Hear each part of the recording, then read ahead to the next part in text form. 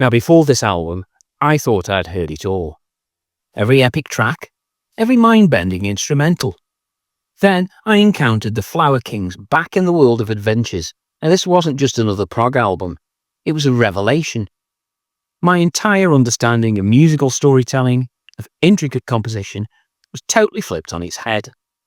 Now, if you're ready to have your expectations obliterated and your musical horizons expanded, then this is the review you absolutely need to see. Picking up the album, the cover immediately hits you as a classical progressive rock album. The artist was credited as being Roine Stolt, who in fact was the founder and key member of the band. Now, he is the vocalist and guitarist, and as well as playing some of the keyboards. As well as that, he was responsible for writing the songs and producing the album. So a significant contribution to this project is somewhat an understatement.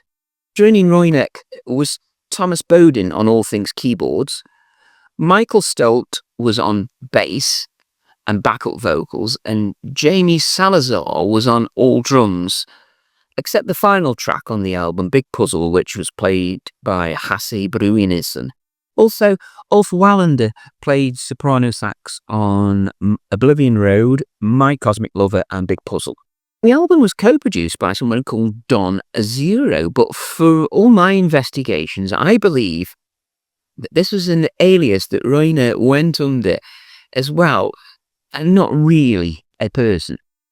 Once again, if this is incorrect, let me know in the comments. There are 10 tracks accredited to the album. The obvious highlights are the opening and closing tracks to me, but more in a moment. It begins with a track called World of Adventures, which is the longest track on the album. It takes its lead from the classic Yes sound of the 70s, in my opinion.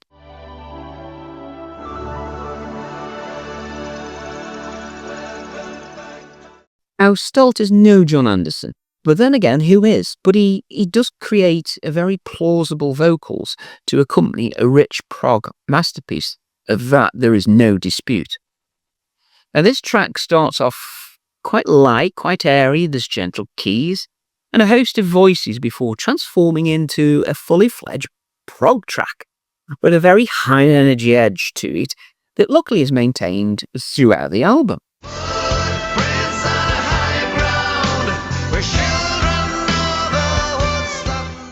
The mellotron works just perfectly. Stolt sings of getting high with references to magic carpets and strawberry gliders, and also being the children of a Woodstock nation.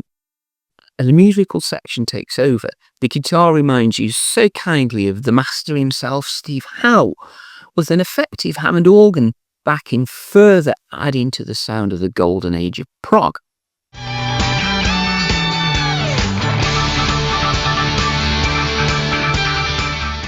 There is a section at around the 8-minute mark that sounds just like Fountain of Salmacis by that other prog-heavy Genesis, before Stolt completes vocal duties on this track.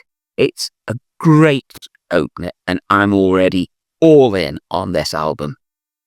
The next track is a sort of double-edged track. It's called Atomic Prince and Kaleidoscope, and it's an 8-minute instrumental.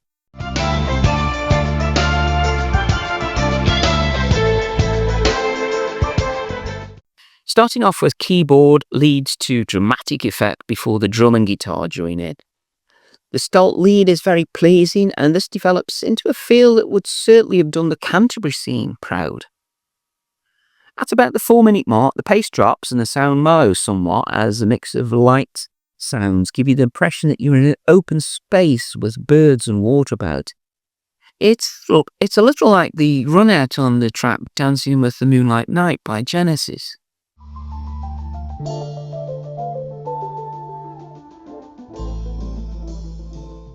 An acoustic guitar then takes over to complete a back turn on the track, but you can't help but wonder to think that Hackett has just guested into this track. But that's no bad thing.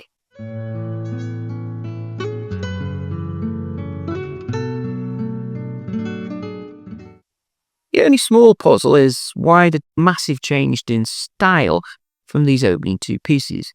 That apart, though, it cleanses the palate following that opening salvo. West Judas is next and treats us more of a straight rocker, but it's a real standout.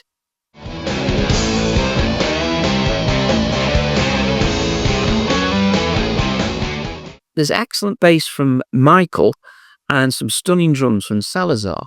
It's a proverbial banger where Royner delivers outstanding vocals and a sumptuous guitar solo.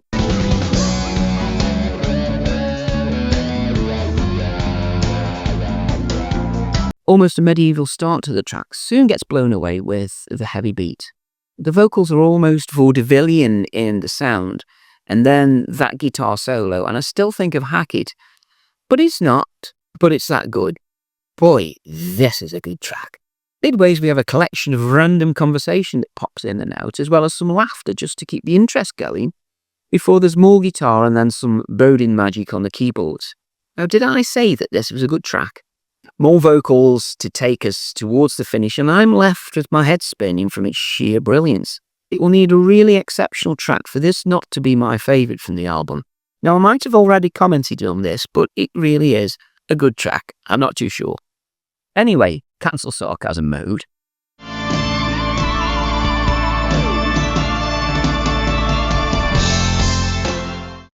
Train to Nowhere follows, and this is got a lovely opening. No expression on the faces in the rain. There's a slower feel and more of a ballad type song. There's nice piano in the background and okay harmonies in the chorus. I feel that the track lags a bit despite all the previous mentions and actually comes across a little bit as dull, which is a shame. Ever learn, so the crosses burn. You still find it hard to. I've listened to the track a few times now and I just can't make progress with it. So it's going to have to go down as a stinker, I'm afraid. What does happen, though, is that the next track, the instrumental Oblivion Road, kicks straight in and there's no gap. So let's hope this one lifts the moods a little bit.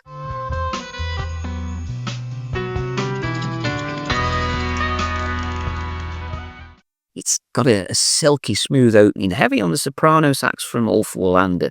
Now there's an ethereal, almost Pink Floyd sound to it and some great organ playing from Boding. It's pure jazz though this time, and it's so laid back it nearly falls over.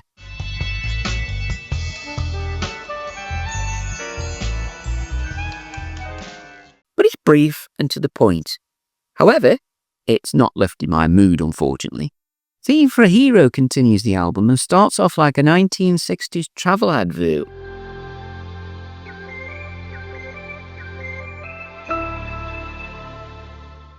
With music to accompany it.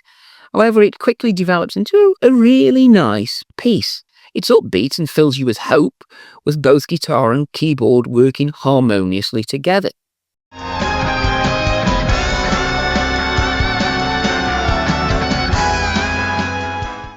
This track, more than anything, demonstrates just how well produced this album really is.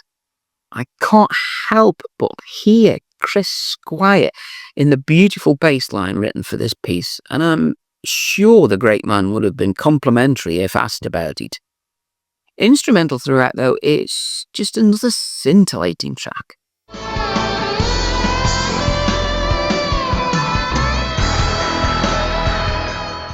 Then move on to Temple of Snakes, and it's a very brief piece.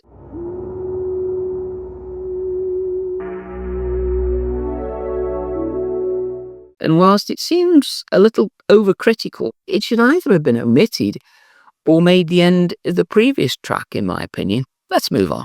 My Cosmic Lover follows and opens like a jazzy level 42 pop song from the mid-80s.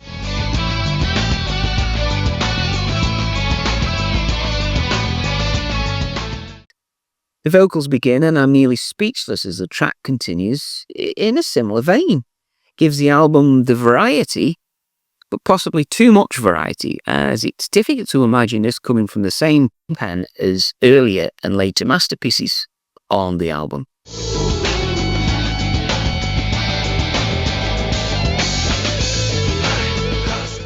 Penultimate track, however, is The Wonder Wheel, and this is a slow and moody instrumental.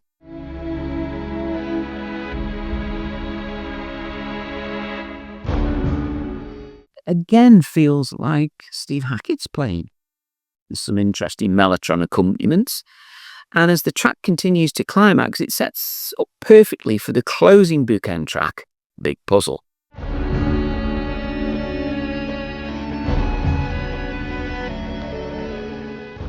Finish really where we started, with a long masterpiece of a track, although this is actually 2 seconds shorter than the opener. It is in fact the second longest track, but it's well worth waiting for though.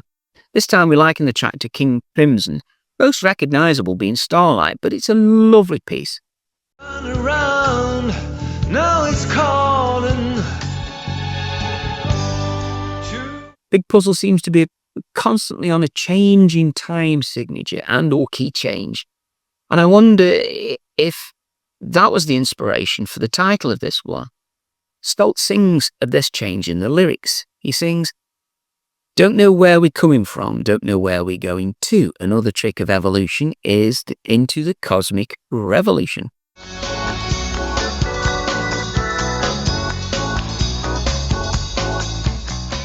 To start and finish your debut album so strongly is indeed a mark of a very talented set of musicians, and Roine is to be congratulated on such an excellent pair of tracks on this album.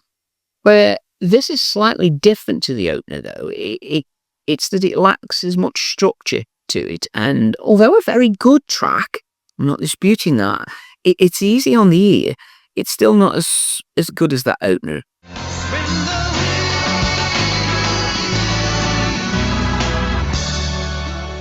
So my first foray into the Flower Kings, and what a belter in my opinion, and really whets my appetite to delve into the well once again, and really as quickly as I can. The tracks are varied and interesting and proper prog, which is great seeing that we are in the mid-90s at this point. Stolt easily convinces us that he is a talented musician, writer and producer, possesses that ability to keep things varied and fresh at this early stage of the band's career. No two ways about it, I really enjoyed it, and at times there's no need to say more. So these are my thoughts. Let me know yours in the comments section below. If you do, please click the like button, and you can find ways to support the channel should you wish also in the comments section.